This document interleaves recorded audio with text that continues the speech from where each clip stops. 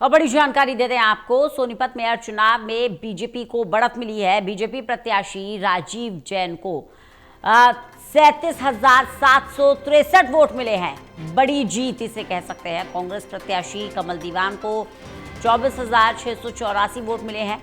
BJP प्रत्याशी Rajiv Jain 13,039 vote से आगे चल रहे हैं। तो एक बड़ा मार्जिन इसे कहा जा सकता है।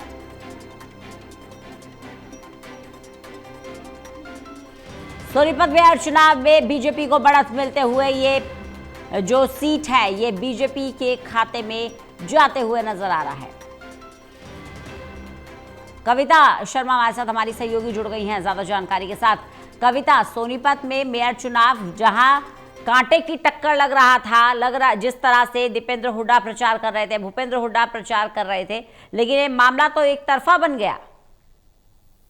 बिल्कुल रंजना, देखिए कांग्रेस पार्टी ने पूरी ताकत यहाँ पर लगाई हुई थी कि किसी तरह से सोनीपत, जिसे भूपेंद्र सिंह हुड्डा का गढ़ भी माना जाता है, इस सीट को कांग्रेस पार्टी हर हाल में जीतना चाहती थी। यही वजह है कि कांग्रेस के बड़े बड़े दिग्गज यहाँ प्रचार के लिए पहुंचे थे। खुद दीपेंद्र हुड्डा यहाँ कमान संभाले हुए थे और कमल दीवान के साथ लगातार वो जो है चुनावी सभाएं कर रहे थे, प्रचार कर रहे थे और कांग्रेस के पक्ष में माहौल बनाने की कवायद में जुटे हुए थे। लेकिन जिस तरह से आज जो रिजल्ट आया है, जो तकरीबन अब जो राजीव जैन है, वो जिस तरह से पहले ही राउंड के बाद से कांग्रेस पार्टी इससे आगे चल रहे थे, उन्हें पहले ही राउंड में जो राजीव जैन है तकरीबन 3,000 की लीड उन्होंने ली थी और लगातार ये लीड उनकी बढ़ती गई है। और कांग्रेस पार्टी को ये जो लीड राजीव जैन को मिली है, इसको तोड़ना कहीं ना कहीं मुश्किल दिखाई दे रहा है। तकरीबन 13,000 से ज्यादा मतों से राजीव जैन आगे लगातार बने हुए हैं। और वार्ड पार्षदों की बात करें तो वार्ड पार्षद भी बीजेपी के जीतते दिखाई दे रहे हैं। और सबसे ज्यादा जो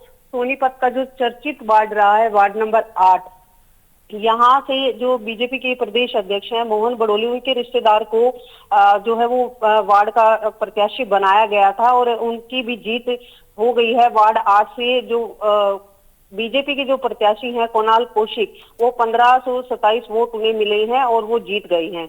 तो यानी कहा जा सकता है कि जहां पर कांटे की टक्कर थी, जहां पर जिन वार्डों में या जिन जिन जगहों पर कांग्रेस को पूरे वोट बैंक अपनी तरफ होता दिखाई दे रहा था, उन वार्डों में भी कांग्रेस की स्थिति अब रिजल्ट के साथ साथ कमजोर दिखाई दे रही है। जी बिल्कुल। और इसके पीछे एक बड़ा कारण ये भी माना जा सकता है कविता कि राजीव जैन जब प्रत्याशी घोषित नहीं हुए थे तब भी सक्रिय थे, जनता के बीच में जाते थे। वहीं इसके उलट कमल दीवान चुनाव ना लड़ने को लेकर भी बात कह चुके थे, अपनी नाराजगी जाहिर कर चुके थे। कहीं ना कहीं चुनाव लड़ने से पहले ही हथियार डालने जैसी स्थिति बन गई थी कमल दीवान की।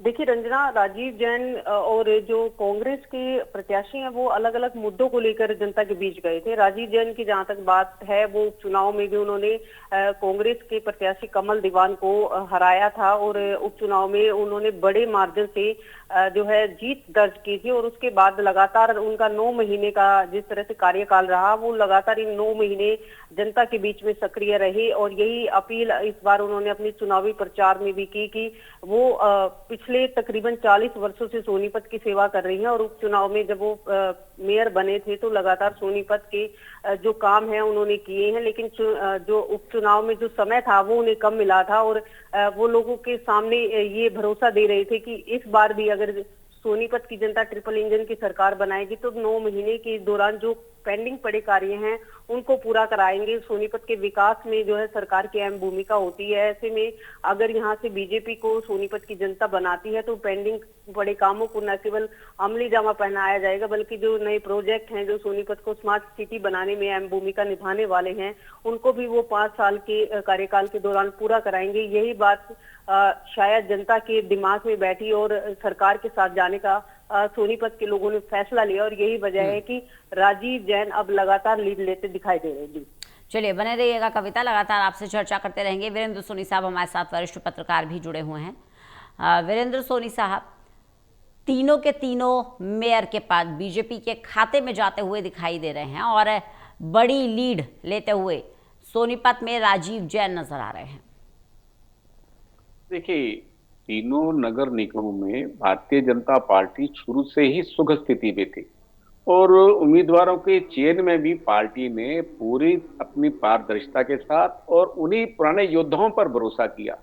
अब जहां सोनीपत की बात है, देखिए राजीव जैन तो खुद तो जीत ही रहे हैं, उन्होंने वार्डों से अपनी पार्टी के प्रत्याशी भी जिताए हैं।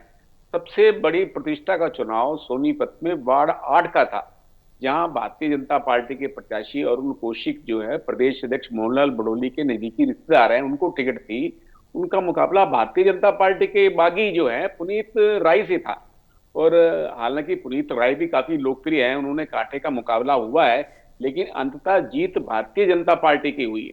भारतीय जनता पार्टी का बागी हार गया, लेकिन बाकी जैसे रेवाड़ी में तो बागी जीत गए, लेकिन सोनीपत के अंदर भारतीय जनता पार्टी का बागी पुनीत राय हार गया। वहां पार्टी का अधिकृत प्रत्याशी अरुण कौशिक जीत गया। उसकी जीत का श्रेय जो है वो राजीव जैन को जाता है। और देखिए, अगर वहां पर भी अगर मेयर के प्रत्याशी को कम वोट मिलते तो निश्चित रूप से वहां के वार्ड के चुनाव पर भी असर पड़ता। तो अब जो है दोनों की में भारतीय जनता पार्टी को काफी अच्छी सफलता मिल रही है सोनीपत के अंदर। यहाँ मनोहर लाल जी ने भी प्रचार किया था सोनीपत के अंदर, केंद्रीय मंत्री हैं, तो उनका भी प्रदेश अध्यक्ष मोहनलाल बडोली की प्रतिष्ठा भी दांव पे थी। और वार्ड 8 में तो क्योंकि उनका नजदीकी रिश्तेदार था तो इसलिए उनकी ज्यादा प्रतिष्ठा जुड़ी हुई थी। तो इस तरह जो भारतीय जनता पार्टी के बागी थे उनको पार्टी ने पार्टी से निकाल दिया। उनके खिलाफ कार्रवाई तो होनी थी, निश्चित रूप से होनी थी, लेकिन अब भारतीय जनता पार्टी जो अभी जो बागी हुए हैं, जिनको निष्कासित किया गया है, अभी तो उनको पार्टी में लेने का सवाल ही नहीं होता, क्योंकि अभी अभी जो है पार्टी में जो है उनके खिलाफ अनुशासनात्मक कार्रवाई हुई है। लेकिन देर सवेर पार्टी उनके खिलाफ क्या रुख अपनाती है, क्या सहानुभूति पूर्वक रवैया अपनाती है, ये तो आगे चल के स्पष्ट होगा। लेकिन फिलहाल भारतीय जनता पार्टी सोनीपत में मजबूत हुई है, पंचकूला के अंदर जो है पार्टी मजबूत हुई है, अंबाला के अंदर भी नए चेहरे में अक्षता सैनी को उम्मीदवार बनाया था। तो हालांकि वहां भी अब कांग्रेस के बजाय जो निर्दलीय प्रत्याशी है उसका दूसरे नंबर पर रहना कांग्रेस के लिए एक झटका है। तो मतलब निगम चुनाव में तो कांग्रेस को झटका लगा, उकलाना के अंदर कांग्रेस के लिए राहत की बात है, लेकिन वहां कांग्रेस नहीं जीती है, वहां निर्दलीय प्रत्याशी की जीत नहीं हुई। अगर हार हुई है तो श्रीनिवास गोयल की हार हुई है, भारतीय जनता पार्टी की हार नहीं हुई।